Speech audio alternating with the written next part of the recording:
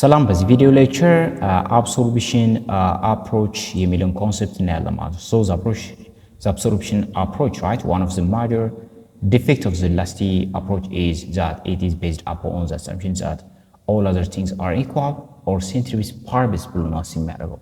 እንግዲህ absorption elasticity ባለፈው እንዳየነው current account ብቻ ነው ኮንሲደር ያደረገው ደግሞ right? current account ብቻ ነው ሌሎችን ምንም ፋይናንሻል ወይም ካፒታል አካውንት ላይ ምንም አይነት እርምጃ አልወሰደም ግን ወይም ኮንሲደሬሽን አልወሰደም ግን ምንድነው all other things are equal centrifuge paribus የሚል ነገር ሌሎችን እንደ ፊክስድ አድርጎ ነው የሚያይ right ለነገሩ እንደዛ ግን ደግሞ በትክክለኛው ሪል ወርልድ ላይ አፕላይ ሆነ right ስለዚህ በዚህ ደግሞ ሰፋ አድርገን እናያለን ማለት ነው so የኢላስቲክ አፕሮችን ምን ያደርጋል ማለት ነው solve ያደርጋል ማለት ነው ይሄ absorption approach. So in other words, the elasticity approach assumes that devaluation is supposed to work on the balance of payments through price or exchange rate effect, right? Elasticity approach እንግዲህ ሲሰራ የነበረው ምንድነው devaluation ምንድነው ያደርጋል ማለት ነው balance of paymentችን ያስተካክላል ብሎ ነው ወይም exchange rateችን ፕራይሳችን ያስተካክላል ብሎ ነው በሚያስበው right? But the absorption approach just is a reaction against the restrictive assumption under elastic approach. ስለዚህ የabsorption approach ምንድነው የሚሰራው ማለት ነው እነዚህ elasticity approach restrict ያርጓቸው ምን በማድረግ ነው against በማድረግ ነው further explain በማድረግ ያስረዳል ማለት ነው እናያለን ማለት ነው so the absorption approach emphasizes the macroeconomic or income this effect of devaluation አጠቃላይ በኢንካም ኢፌክት ያለው devaluation the absorption approach emphasizes the macroeconomic or income effect of devaluation. Devaluation እናደርግ income effect በማክሮኢኮኖሚክ ምን ያህል ኢምፓክት እንዳለው በደንብ ያሳያል ማለት ነው። That is, change in the export and import value will have implication for national income and consequently income effect need to be incorporated in more comprehensive analysis of the effect of devaluation, right? So እንግዲህ ኤክስፖርታችን ኢምፖርታችን ቮሊዩሙ ቼንጅ በሚያደርግበት ጊዜ ምን አለ ናሽናል ኢንካማችን ላይ ከፍተኛ የሆነ ተጽዕኖ አለው ይሄ ደግሞ ናሽናል ኢንካማችን ደግሞ ምንድነው ምን አለ ኢንካም ኢፌክታችን ላይ ከፍተኛ የሆነ ምን አለው ማለት ተጽዕኖ አለው right so ይሄ ደግሞ ምንድነው ምን ማድረግ አለብን ማለት ዲቫሉዌሽን ኢፌክቱን አናላይዝ ማድረግ አለብን right so ሲድኒ አሌክሳንደር ነው የሚባል ሰው who named its absorption approach give an implication or an important evaluation system this income effect focusing on the fact that current account imbalance can be viewed as difference between the domestic output and domestic spending or absorption ያለው right ሲድኒ አሌክሳንደር የሚባል ሰው ነው absorption approach ነው የፈጠረው እና ምንድነው በጣም ኢምፖርታንት ኢቫሉዌት ያደርገው ምንድነው ኢንካም ኢፌክቱ ነው right current accountታችን ምንድነው የሚለው ዶሜስቲክ አውትፑት እና ዶሜስቲክ ስፔንዲንግ ያለን ምንድነው ኢምባላንስ ነው የሚለው ይሄ ከረንት አካውንታችን ላይ የተፈጠረው ኢምባላንስ ራይት ሶ ምክንያቱም ከረንት አካውንት ማለት ነው ትሬዲንግ ነው አይደል ወደ ውስጥ እና ኢምፖርት እና ኤክስፖርት ስናደርግ የሚመዘግብልን ነው ባላንስ ኦፍ ፔመንት አንዱ አካውንት ነው እና ምንድነው ከረንት አካውንት ኢምባላንስ አለ ማለት ነው የሚለው ዶሜስቲክ አውትፑታችን ከዶሜስቲክ ስፔንዳችን ጋር ምን አድርገን ነው የሚለው አልተመጣጠነም ዶሜስቲክ ስፔንዲንግ ማለት ምን ማለት ነው አብሶርፕሽን ኮንሰፕሽን ማለት ነው right አብሶርፕሽን ወይ ኮንሰፕሽን አብሶርፕሽን ማለት ምንድነው የምንጠቀመው መጠቀም ማለት ነው መዋጥ ስለዚህ ስፔንድ የምናደርገው ማለት ነው ዶሜስቲክ አውትፑት ማለት ደግሞ ጂዲፒያችን ወይ ጂኤንዲፒያችን የምንለው ማለት ነው right so እዚህ ጋር እንደምናየው በካልኩሌሽን ስናየው so the model can be explained by using a simple mathematical derivation as follow right እንግዲህ እንደምናውቀው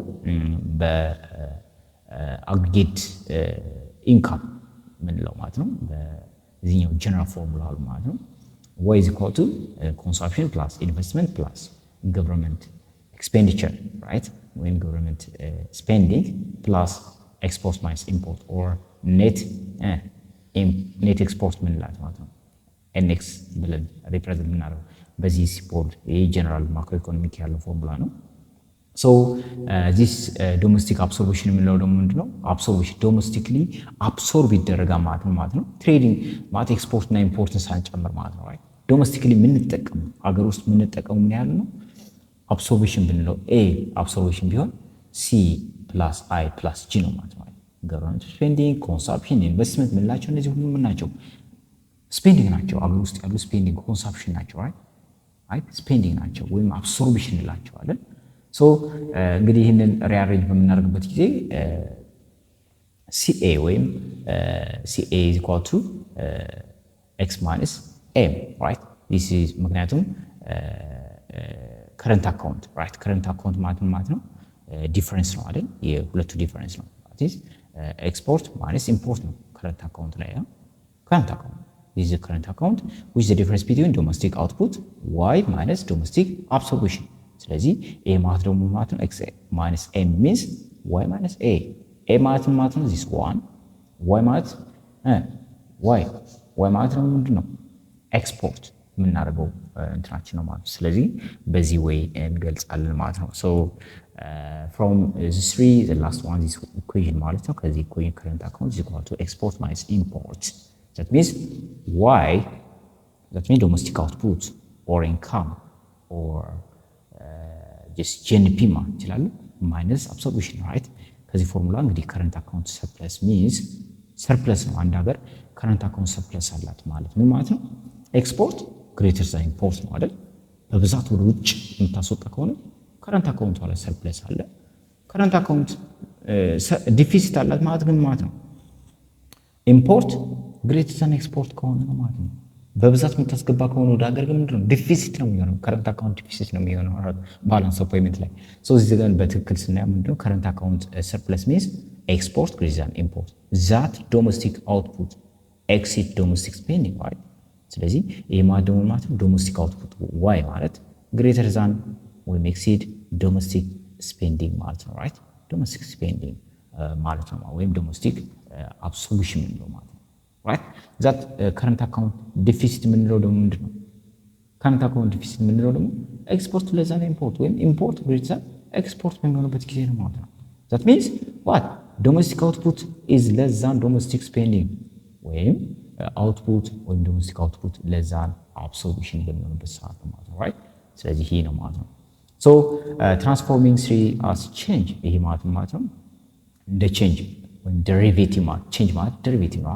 እዚህ ጋር change ማድረግ ይችላል ወይም derivative of current account is equal to derivative of domestic outcome, right? or income minus derivative of what? absorption ነው ማለት ነው, right? that is the change in the current account depend on the difference between what? the change in national income and the change in domestic absorption ነው ማለት ነው, right? ይሄ ምንድነው absorption approach ያለው ነው ማለት ነው። so የሚያሳየው ምንድነው if devaluation rise domestic income relative to domestic absorption then the current account improve ይሆናል ማለት ነው, right? devaluationአችን domestic incomeአችን ከdomestic absorptionአችን በበለጠ የሚያሻሽለው ከሆነ current accountአችን improve ይሆናል ወይም current account surplus ይኖረናል ማለት ነው። ወይም balance of paymentአችን ምን ይሆናል ማለት ነው current account ላይ surplus ይኖረናል ማለት ነው, right? and if however devaluation rise domestic absorption relative to domestic income then current account deteriorate ይሆናል ማለት ነው። እዚህ ጋር ለምሳሌ domestic ላይ በጣም ብዙ ነገር ኮንሱም እናደርግ ከሆነ ምንድነው ኤክስፖርት ኢምፖርት የምናደርግ በብዛት ማለት ነው አይደል? በብዛት ኢምፖርት አደረግን ማለት ደግሞ current accountአችን ዲፊሲት ይሆናል ኪሳራ ውስጥ ነው ማለት ነው። ስለዚህ current accountአችን deteriorate ይሆናል ማለት ነው, right? so understanding how devaluation affect both income and absorption is therefore central to the absorption approach to the balance of payment analysis, right? so if the economy is just at less than full employment there will be an increase in the net export following devaluation, right? following devaluation. so ኢኮኖሚያችን ምንድን less than full employment ከሆነ ምንድነው there will be an increase in net export following devaluation. ስለዚህ full employment ካልሆነ ኢኮኖሚያችን ላይ full employment ላይ ኦፕሬት ካልሆነ just devalue ብናደርግ ምን ሊያደርግልን ይችላል ማለት ነው? ኢንክሪዝ ሊያደርግልን ይችላል፣ ኤክስፖርት ልናደርግ እንችላለን። ይሄ ደግሞ ባላንስ ኦፍ ፔመንታችን ላይ ሰርፕለስ ሊፈጥርልን ይችላል፣ ሊያሻሽል ኢምፕሩቭ ሊያደርግልን ማለት ነው። but this will lead to an increase in national income and employment via the foreign trade multiplier with the reciprocal of this one. በዚህ ወይ ማለት ነው, right? በዚህ ወይ ነው። So consequently, devaluation will become an effective measure in improving the trade balance. ስለዚህ ዲቫሉ ስናደርግ ኢምፕሩቭ ትሬድ ባላንስ ሊያደርግ የሚችለው ምንድነው? ለዛን ፉል ኤምፕሎይመንት ከሆነ ነው ማለት ነው። የሀገሪቱ ኢኮኖሚ በፉል ኤምፕሎይመንት ኦፕሬት ካላደረገ ወይም ገና ፊውሊ ማክሲመም ላይ ካልደረሰ ማክሲመም ፒክ ኢኮኖሚ ላይ ከደረሰ ግን ምንድነው ዲቫሉዌሽን ይጎዳዋል ማለት ኢኮኖሚ ራይት። በት እዚህ ጋር ግን ምንድነው ለዛን ከሆነ ሜቢ ሊያሻሽልን ይችላል። ምክንያቱም ኢንክሪዝ ኢን ናሽናል ኢንካም ኤንድ ኤምፕሎይመንት ሊመጣ ይችላል ራይት። ሶ ኢፍ ሃይቨር በተቃራኒ ምንድነው the nation was at full employment እንግዲህ ሀገሪቱ ግን በፉል ኤምፕሎይመንት ወይም at peak economic level ላይ ከሆነች ምንድነው then production or real income cannot rise right። ምክንያቱም ማክሲመም ላይ ስለሆነ ከዚህ በላይ ላይ ያድግ ይችላል አይደል። ስለዚህ ዲፕሪሺየት ካረግን ምን ሊወጣ ወይም ዲቫሉዌሽን ካረግን ከረንሲያችን ምን ሊያመጣ ይችላል? can be effective only if domestic absorption ወይም expenditure fall either automatically or as a result of contractionary fiscal and monetary policy ነው ማለት ነው right። so devaluation has also terms of trade effect. So the term of trade is the ratio of price of export to the price of import ነው ማለት ነው። so በዚህ way understand አድርጉት ማለት ነው። so እንግዲህ devaluation tend to make import more expensive. what is that in deterioration term of trade? እንግዲህ ዲቫሉ ያደረግን የአንድን ሀገር ከረንሲ ዲቫሉ ያደረግን ማለት ወይም ከረንሲ የከረንሲው ቫሉ አነሰ ማለት ነው። ኢምፖርቶች ምን ናቸው? በጣም ውድ ይሆናሉ፣ ኤክስፔንሲቭ ይሆናሉ። ኤክስፖርቶች ምን ይሆናሉ? ቺፕ ይሆናሉ። ይሄ ምንድነው? ይሄ ደግሞ ባላንስ ኦፍ ፔመንት ወይም ትሬዱ ከረንት አካውንት ላይ ምንድነው ዲተሮሬት ያደርጋል፣ በጣም ይረብሻል ማለት ነው። ኪሳራ ውስጥ ያገባል ማለት ነው። so devaluing a country has to export greater volume in order to import the same volume as before right። ስለዚህ ከረንሲዋ ዲቫሉ ያደረገች ሀገር ከረንሲዋን ዲፕሪሺየት ያደረገች ሀገር ምንድነው በጣም በብዛት ከፍተኛ ቮሊዩም ያለውን ምን ማድረግ አለ ኤክስፖርት ማድረግ አለበት። የሆነን ኢምፖርት ማድረግ በተመሳሳይ የሆነን ኢምፖርት ማለት በብዛት ኤክስፖርት ታደርጋለች ማለት ነው። ምክንያቱም በርካሽ ነው ኤክስፖርት የምታደርግ፣ ኢምፖርት ስታደርግ ደግሞ በውድ ነው right። so this represents a loss of real national income because more just unit of export have to be given up to obtain a unit of import right። ስለዚህ opportunity cost-አችን ከፍተኛ ስለሆነ ማለት ነው right። ብዙ ነገር እናጣለን ማለት ነው። ምክንያቱም በርካሽ ወደ ውጭ ያስወጣን በውድ ወደ ውስጥ የምናስገባ ከሆነ ብዙ ነገሮችን ጊቭን አፕ እናደርጋለን፣ ወደ ኪሳራ እንገባለን። ስለዚህ በብዛት እናስወጣለን የምንፈልገውን ለማስገባት ማለት ነው።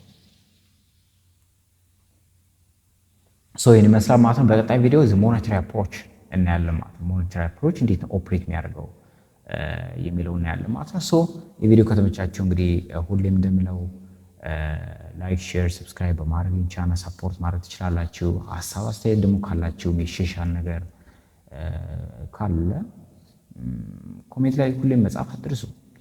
it doesn't cost you anything right, more than this one click right. So have a nice time. Thank you. You have to watch it till the end right.